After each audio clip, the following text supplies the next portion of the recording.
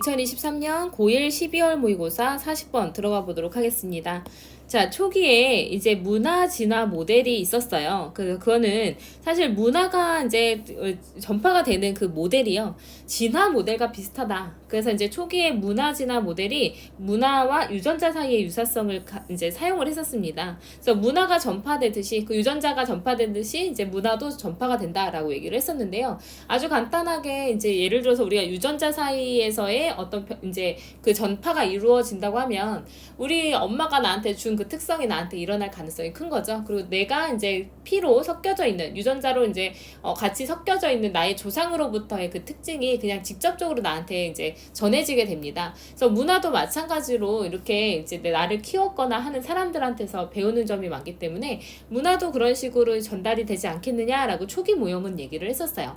하지만 우리 문화는 그렇지 않죠. 그러니까 나를 피가 한 방울도 섞이지 않았지만 나를 어렸을 때부터 봐줬던 돌봄 선생님이 있다면 그 선생님한테 당연히 영향을 받을 수밖에 없거든요.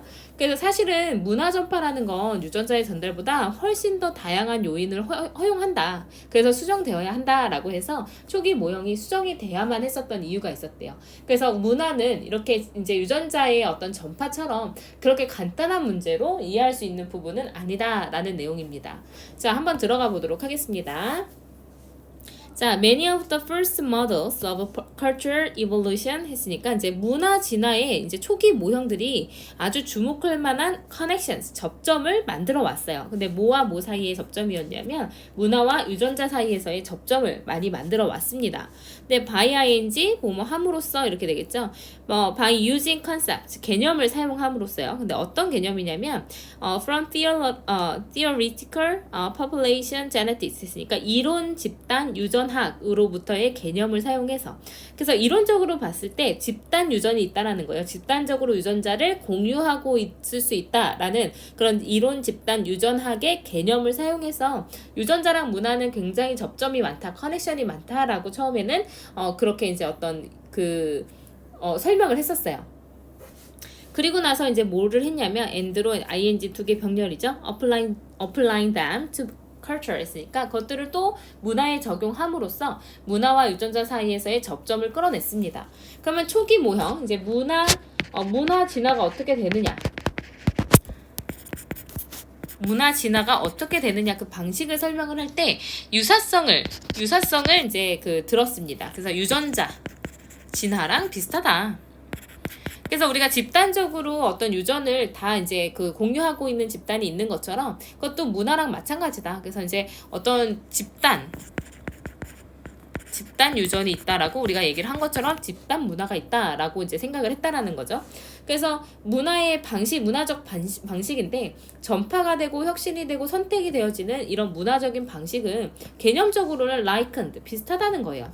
어디에 비슷하냐면 유전적 과정과 비슷하다는 겁니다. 그래서 유전적 과정인데 그 유전적 과정이 전달되고 변이되고 선택이 되어지는 그러한 방식과 굉장히 이제 개념적으로는 비슷하다라고 얘기를 했었습니다. 그래서 문화 진화의 방식은 유전자 진화와 비슷하다라는 초기 모형이 있었어요. 초기 모델이 있었습니다. 자, 그랬는데 however, 하지만 이거 문장 삽입으로 물어볼 수도 있죠. 지금까지는 이렇게 했었는데 그렇지 않다라는 얘기가 뒤에 들어가게 될 거거든요. 이러한 접근들은요, had to be modified 했으니까 수정되어야 했습니다. 좀 뭐 하기 위해서 수정이 되었어야 되냐면 차이가 분명히 있잖아요. 유전적인 그리고 문화적인 전파의 차이점을 설명하기 위해서 수정이 되어야만 했습니다. 그래서 이 문장은 지금 뭐에 대해서 얘기하고 있냐면 초기 모형의 수정의 필요성. 그래서 이제 수정이 될 필요가 있었다는 거죠. 왜냐하면 차이가 분명히 존재하기 때문이에요. 둘 사이에서는. 자, 그래서 for example, 예를 들어서 우리는 예상하지 않습니다. 문화적인 전파가 이제 전파가 to follow 했으니까 따를 거라고 예상하지 않아요. 근데 무엇의 규칙을 따르지 않을 거냐면 유전자 전달의 규칙을 그대로 엄격하게 따를 거라고 우리는 예상하지 않습니다.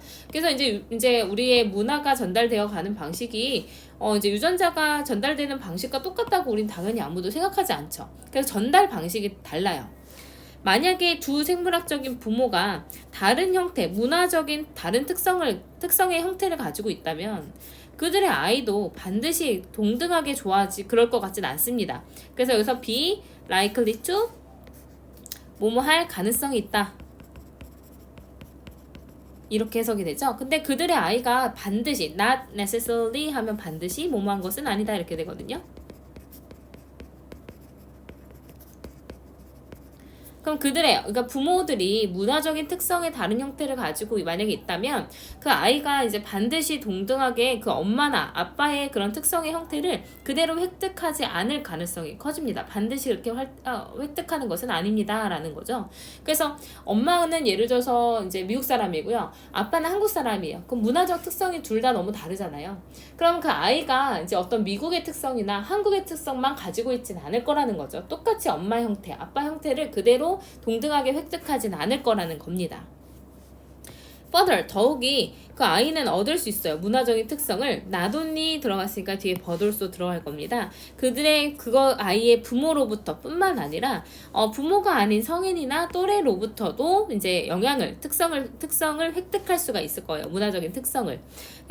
그러므로 the frequency 했으니까 빈도인데 문화적 어떤 집단에서의 문화적 특성의 빈도는 is relevant 했으니까 이제 의미가 있을 거예요. 근데 무엇을 넘어서 의미가 있을 거냐면 그저 가능성이죠. 근데 어떤 가능성이냐면 동격의 that은 뭐뭐 하다는 주어가 동사 하다는 probability 확률 이렇게 되겠죠. 그 개인의 부모가 had the trait 했으니까 그 특성을 가지고 있을 가능성을 넘어서 의미가 있을 겁니다. 그래서 어떤 집단에서 문화적인 특성이 얼마나 자주 나타나느냐는 한 개인의 부모가 그 특성을 가졌을 확률을 단지 그 확률만이 아니라 그걸 넘어서 의미가 있게 될 겁니다. 그래서 부모의 특성 플러스 이제 뭐 보육자 다른 타 보육자라든지 또래라든지 아니면 문화적으로 만날 수 있는 모든 사람들로부터 많은 영향을 받을 수가 있다라는 거예요. 아래 그림 보시면 이해가 잘 되실 것 같은데 아래 그림에서 이제 인간의 유전자는요 그냥 부모로부터 자손들에게 그냥 바로 전달이 됩니다. 근데 인간의 문화적인 특성은요 부모로부터 물론 이제 자손들에게 많이 가긴 합니다만 이런 이제 친족이 아닌 사람들, 사회적인 규범 그리고 또래들로부터 많은 영향을 다 같이 받을 수가 있다라는 거예요. 굉장히 다각적인 영향을 받기 때문에 그냥 단순히 부모로부터 영향을 받게 되는 유전적 형질과는 차이가 있을 수밖에 없다. 그래서 초기 모형이 그래서 수정이 되었다라는 거죠. 자, 그래서 이거의 요약문이 어떻게 나왔었냐면 이제 초기 문화 진화의 어떤 모델들은 사용을 했습니다. 근데 유사성을 사용을 했어요. 그 문화와 유전자 사이에서의 유사성을 이제 들어서 설명을 했지만 had to be revised 했으니까 수정되어야 했습니다. since 왜 문화적인 어떤 전파가 허용하는데 무엇을 허용하냐면 더 다양한 요인 이제 유전적인 어떤 전달보다는 더 다양한 요인들을 허용했기 때문에 다른 모형이 필요했다라는 내용이었습니다. 그래서 처음에 초기 모형의 어떤 수정 필요성까지 봤잖아요. 그래서 이제 그거에 대한 어떤 필요성이 왜 그렇게 차이가 있었냐면 얘는 이제 하나의 영향이 아니라 영향이 굉장히 많죠. 이 문화라는 것은 다양한 어떤 그 특성을 받게 되기 때문에 그래요. 그래서 하나의 특성이 아니라 부모가 가지고 있는 하나의 특성이 아니라 여러 특성을 가지고 있기 때문에 차이가 있다라는 거죠. 그래서 내용은 이렇게 정리가 됐고요. 옆에 보시면은 왜 초기에 문화 진화의 어떤 모형이 이제 수정이 되어야 했었느냐에 대한 얘기였습니다. 그래서 이제 문화와 유전자 사이에 주목할 만한 비슷한 점이 많다라고 해서 초기 모델을 만들었었는데요. 뭐 이제 어떤 과정 자체로 개념적으로 봤을 때 과정 자체가 유사하다라고 봤던 거죠. 하지만 이런 전파 사이의 차이점을 설명하기 위해서 수정이 되어야 했습니다. 유전자라는 건 아이를 낳으면 바로 전파가 되겠지만 예를 들어서 이제 이런 두 명의 생물학적인 부모가 서로 다른 문화적 특성의 형태를 만약에 가지면 꼭 그 특성의 형태를 동일하게 획득하지 않을 수 있다라는 거예요. 거기다가 뭐 아이가 부모한테서만 이제 그 부모랑만 어떤 그 관계를 맺으면서 자라나는 건 아니기 때문에 다른 부모가 아닌 성인이나 또래로부터도 그러한 특성을 얻을 수 있다라는 거죠. 그래서 그 특성이라는 것은 이제 특성의 빈도 얼마나 자주 일어나느냐는 사실은 한 개인의 부모가 그 특성을 가졌을 확률을 넘어서 그것보다 훨씬 더 많은 이제 영향을 받아서 의미가 있게 될 것이다라는 겁니다. 그래서 이제 마지막 요약문이 너무 좋았죠. 초기의 문화 진화 모델들은 문화와 유전자 사이의 유사성을 사용했지만 비슷하다고 봤지만 문화 전파가 유전자의 전달보다 더 다양한 요인을 허용하기 때문에 수정이 되어야만 했다라는 거예요. 네, 그래서 이제 뭐 40번 좀 내용은 길긴 했지만 어렵지는 않았습니다.